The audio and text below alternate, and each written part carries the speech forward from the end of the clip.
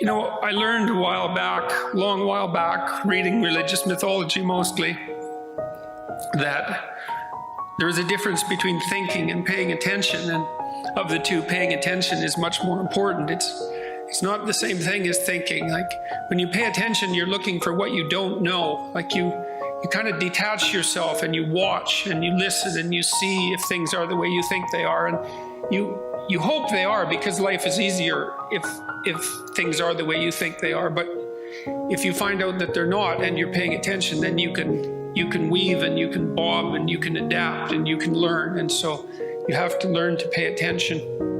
And I just ask people when I'm speaking to pay attention to what they already know. And here's something that everybody knows. You know, in a world that consists of suffering and malevolence, who is it that you admire? You admire someone who can take responsibility for himself or herself. That's a start. And then maybe you admire someone even more if they've forged their character sufficiently to move past cynicism, so that not only they take responsibility for themselves, but they can take responsibility for their family. You know, and they're there for the people who love them when it's necessary. And if you do that, then you have something, I wouldn't say necessarily to be proud of, but at least you have one less thing to upbraid yourself with. And that's something. And then you can move past that and you can say, well, maybe if you put yourself together enough, carefully enough, spoke the truth enough, were courageous enough, in spite of the reasons you have not to be, that you could also be someone of benefit to yourself and your family and your community, and you partake in structuring things in a harmonious manner by living in that way. It's not an individual focused ethos.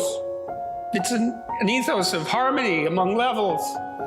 You should do what's good for you, but it has to be what's good for your family at the same time, and it has to be what's good for you and your family and your community at the same time. And that works musically, you know, it makes all the levels work in harmony. And you can tell when that's happening. And this is another thing that's of great utility to know, is that when you're in that place where you're acting in the proper manner and you're facing things courageously and you're speaking the truth, you're imbued with a sense of fundamental meaning.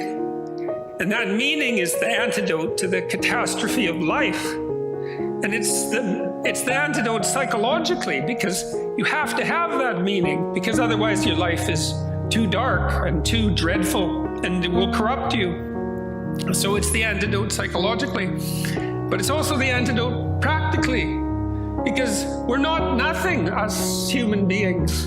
You know, they say that we're made in the image of God, and it's hard to say what that means, but it means, at least in part, to participate in the process of bringing the good into being. And we can all do that, and the opposite. And if we accept our responsibility to ourselves and to other people and to our communities, and we lift that load up, then we live lives that are meaningful, and that stops us from being corrupt. It provides us with a medication against catastrophe, and it also practically improves the world.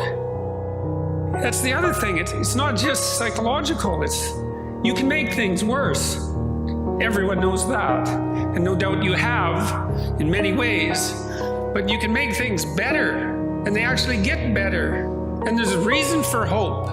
And there's something to be said to know that you're the sort of creature that can look mortality and catastrophe and malevolence straight in the eye, so to speak, and nonetheless stand up and do what's right, and that all there is in that is good. And that's what I've been telling people.